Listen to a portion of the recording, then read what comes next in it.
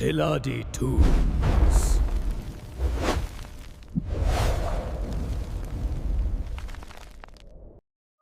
ये कहानी आज से 2 साल पहले की है। मैं डॉक्टर की जॉब करता था और मैं काफी अच्छा डॉक्टर था अपने गांव में, और मैं सरकारी डॉक्टर हूं और मेरा तबादला किसी और गांव में हो चुका था, जिसके कारण मुझे दूसरे गांव में जाना पड़ता है। तो मैं उसमें भी खुश हो जाता हूं कि आप मुझे दूसरे गांव में भी सेवा देने का मौका मिलेगा और लोग मेरी सेवा का दूसरे गांव में भी फायदा उठा सकेंगे। मैं अपने घर से सामान पैक कर अपने गांव की तरफ निकल जाता हूं, जहां पर मेरे को मेरा दफ्तर जाना था, और मुझे वहां पर एक सरकारी कमरा भी मिला हुआ था, जिसके अंदर मैं अपना जीवन जी सकूं कुछ समय तक। और मैं वहां के जाने के लिए निकल जाता हूं। मेरा गांव में काफी नाम था और मैंने कई लोगों की जान बचाई थी, और मैं काफी अच्छा डॉक्टर हूं। फोन मेरा और दूसरे गांव में भी नाम हुआ है, और दूसरे गांव के लोग मेरे पास इलाज करवाने भी आया करती थी।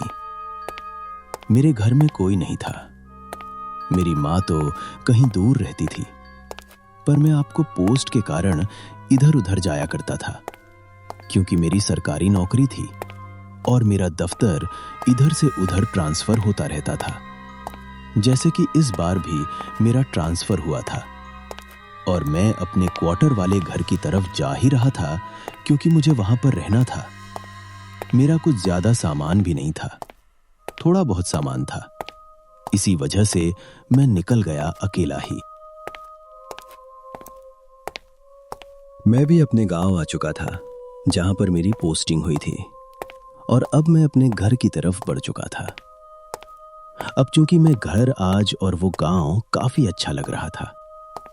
माँ की मिट्टी में कल की खुशबू थी, और वहां के लोग भी कुछ अजीब से, कुछ गुमनाम सा लग रहा था। और ठंड का तो वैसे ही मौसम था। पता नहीं अब क्या होगा। यहां पर पता नहीं कितनी ठंड पड़ती होगी, इसका मुझे अंदाजा भी नहीं था। और मैं अपने घर की तरफ निकल जाता हूं धीरे धीरे। और मैं कुछ समय बाद अपने घर पहुंच जाता हूं।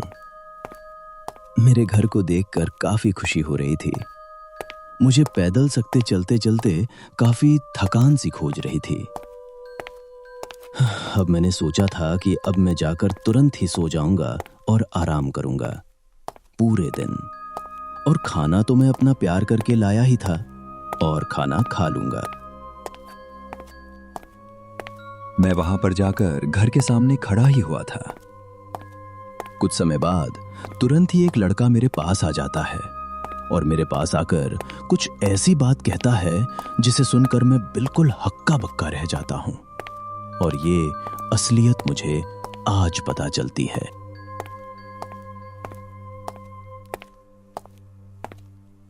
अरे बेटा, तुम कौन हो और कहाँ हो? मैंने पहली बार देखा तुम्हें। और तुम तो किस गांव में? काफी अजनबी से लग रहे हो। और तुम कौन हो कि गांव से आए हो? बार बार नाम भी जरूर बताना। अरे काका, मैं तो डॉक्टर हूं और दूसरे गांव से आया हूं, और इस गांव में मेरी अभी अभी पोस्टिंग हुई है, और मुझे ये घर मिला है, और मैं इसी घर में रहूंगा तो पता नहीं कितने सालों तक, महीना तक, जब तक मेरा अगला ट्रांसफर नहीं हो रहा था, जब तक मुझे अपनी सेवा देनी पड़ेगी और मुझे यहीं पर ही काम करना पड़ेगा और गांव वालों का अच्छे से इलाज करना पड़ेगा। और वैसे मेरा नाम रमेश है और मैं फांसी के गांव में आया हूं, जिसका नाम नीरजपुर है। अच्छा, तुम न्यूज़पेपर के रहने वाले हो और तुम्हारा नाम रमेश है। चलो बढ़िया है, तुम इस गांव में रहकर सेवा करोगे। वैसे मैं इस गांव का सरपंच हूं और इसी गांव में सरपंची करता हूं, और इस गांव की सारी देखभाल में ही देखता हूं। और किसी चीज की जरूरत हो तो मेरे पास जरूर आना। और वैसे तो ये ठंड का समय है, 2026 भी लग चुका है, जनवरी का महीना है, और ज्यादा घर से बाहर मत निकाला करना, क्योंकि रात के वक्त काफी कोहरा हो जाता है। और इस गांव में वैसे भी अब लाइट की काफी ज्यादा समस्या होने लगी है। ठंड के समय और अपने घर में ही रहना, और रात में जब कोई गेट खटखटाए तो उसे खोलना मत, क्योंकि रात में के समय इस गांव में छलावा घूमता है। इसी वजह से मैं तुम्हें आधा करने आया था, जिससे कि तुम्हारे ऊपर कोई विद्या ना आए।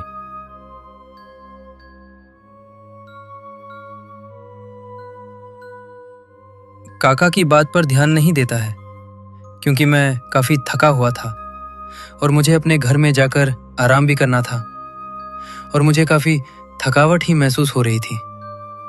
मैं उनकी हमें हाँ मिला देता हूँ और उनसे हाँ बोलकर अपने कमरे के अंदर चला जाता हूँ, क्योंकि अब रात भी होने वाली थी।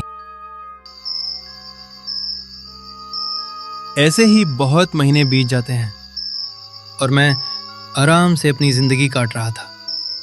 और ऐसे ही एक दिन की बात है, रात के 3 बजे थे और मैं सो रहा था और अचानक से मेरी दरवाजे पर जोर से दस्तक होती है।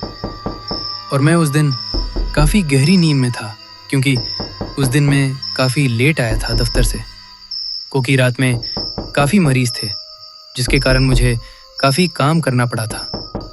और वहाँ पे अस्पताल में कोई था भी नहीं, जिससे कि अस्पताल की सारी जिम्मेदारी मेरे ही ऊपर थी। अरे इतनी रात में अब कौन आ गया? अब पता नहीं कौन मुझे परेशान कर रहा है और कौन मेरी नींद को हराम कर रहा है। और ऊपर से यह दफ्तर वालों ने इतनी लेट में छुट्टी करी। इस वजह से मैं काफ़ी लेट घर आया और आज तो मैं रोटी भी नहीं खाई है। सुबह से क्या करूं? दरवाज़ा खोलो या ना खोलो, खोलना तो पड़ेगा, क्योंकि मैं डॉक्टर हूं।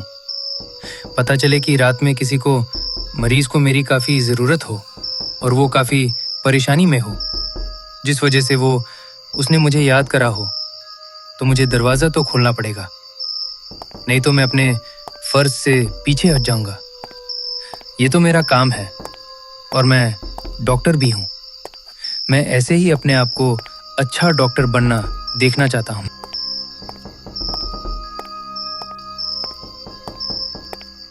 मैं सोचता हूँ, चलो कोई याद नहीं, अब जाकर देख लिया जाए कि कौन मेरा इंतज़ार कर रहा है गेट के बाहर। और मैं अपने बिस्तर पर से उठकर और गेट की तरफ जाता हूँ अपना दरवाज़ा खोलने के लिए। और मैं धीरे धीरे कम और बढ़ा रहा था। मुझे क्या पता था दरवाज़ा खोलने के बाद मुझे कौन मिलेगा। मैं दरवाज़ा खोलता हूँ और वहाँ पर एक नौजवान हटा खट्टा इंसान खड़ा था और वो काफ़ी खूबसूरत था और वो ज़्यादा उम्र का नहीं लग रहा था। ऐसा लग रहा था कि वो मात्र 22 से 23 साल का हो और वो काफ़ी बुरा लड़का दिखने में लग रहा था। अरे बेटा, तुम कौन हो और तुम कहाँ से आए हो? वैसे भी इस गांव में रात के वक्त निकालना इतना ठीक नहीं है। तुम्हारे घर में कोई बीमार है तो मुझे बताओ, मैं तुम्हारी कोई मदद कर सकूंगा। अगर तुम्हें पैसों से कोई दिक्कत हो तो मुझे बता दो। मैं तो इसी वजह से गेट खोलने में मुझे काफ़ी देरी हो गई, क्योंकि रात में आया था। मैं अपने दफ्तर से इसी वजह से मैं सो रहा था और मैं काफ़ी गहरी नींद में था, जिससे कि मैं तुम्हारा नहीं पता लगा पाया। और जब मैं खोलकर देखा तो तुम खड़े मिले। अब तुम बताओ, तुम्हें क्या दिक्कत है? मैं तुम्हारी ज़रूर पूरी करूँगा और तुम्हारी ज़रूर सहायता करूँगा। नहीं डॉक्टर साहब, मैं फांसी के गांव में रहता हूँ। सीतापुर में मैं आपका काफ़ी नाम सुना है। आप पहले एक जहाँ नौकरी करते थे, वहाँ पर भी आपका काफ़ी नाम था। पर आज मेरी माँ के काफ़ी ज़्यादा तबीयत खराब है। क्या आप मेरे साथ मेरे घर पर चलेंगे, जिससे कि मेरी माता को सहायता मिल सकेगी और अब मेरी बातों को ज़रूर ठीक कर पाओगे। मेरी माँ काफ़ी बीमार है, 2 दिन हो चुके हैं और आज तो कुछ ज़्यादा ही तबीयत खराब हो चुकी है। मेरे पिताजी अभी मेरी माँ के साथ हैं, जो कि अभी उनका ख्याल रख रहे हैं। उन्होंने मुझे भेजा था डॉक्टर को लाने के लिए और मैंने सुना है कि आप इस गांव में भी नए डॉक्टर आए हो। हमारे गांव में भी कोई भी डॉक्टर नहीं है और ना ही वहां पर अस्पताल खुला है। इसी वजह से रात में मैंने आपको परेशान कर और मैं आपके पास आया। अच्छा, तुम्हारी माँ की तबीयत खराब है और वो ये अपने करीब वाले गांव में रहती हैं। चलो ठीक है, मैं तुम्हारी मदद कर देता हूँ। वैसे रात में जाना तो नहीं चाहिए मुझे, पर तुम्हारी माँ की काफ़ी तबीयत खराब है। चलो मैं ही चल लेता हूँ तुम्हारी माँ के पास, जिसने कि उनका स्वास्थ्य काफ़ी ठीक हो सकेगा और मैं भी तुम्हारे साथ चलकर उनकी देखभाल कर सकूँगा। तुम्हारी माँ काफ़ी लग रहा है परेशान है तुम्हारी बातें सुन के।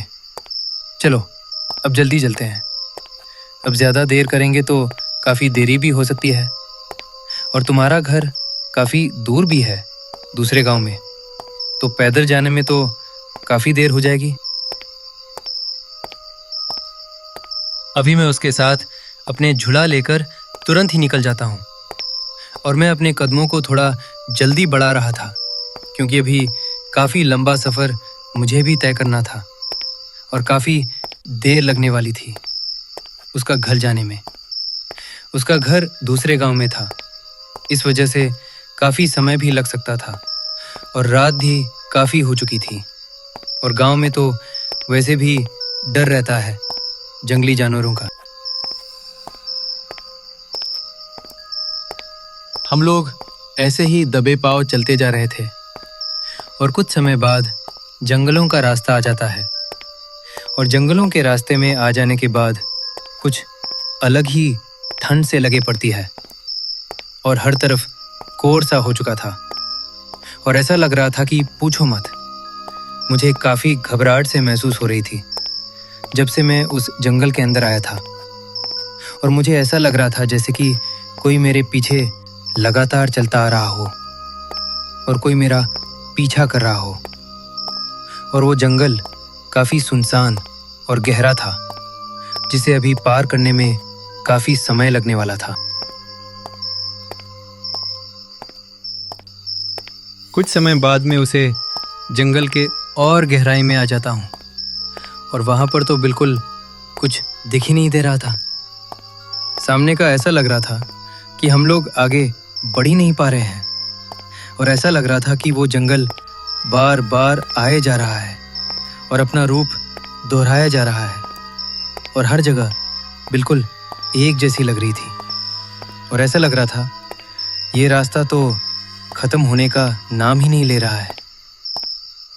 2 घंटे से ज़्यादा हो चुके थे, ये अभी तक जंगल खत्म ही नहीं हुआ था हम दोनों से और हम लगातार अपने कदम में बढ़ाए जा रहे थे और ऊपर से ये पीछे से जानवरों की आवाज़ आई जा रही थी और मुझे काफ़ी घबराहट से महसूस हो रही थी।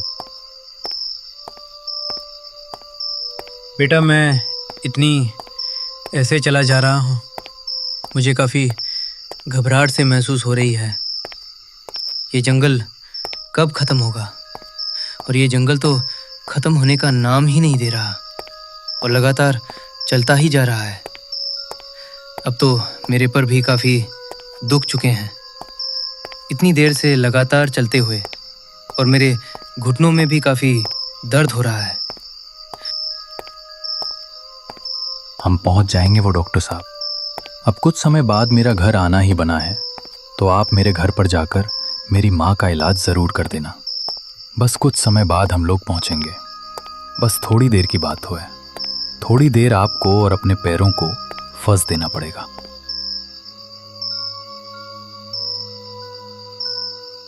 कुछ समय बाद मैं उसके घर के सामने पहुंच जाता हूँ।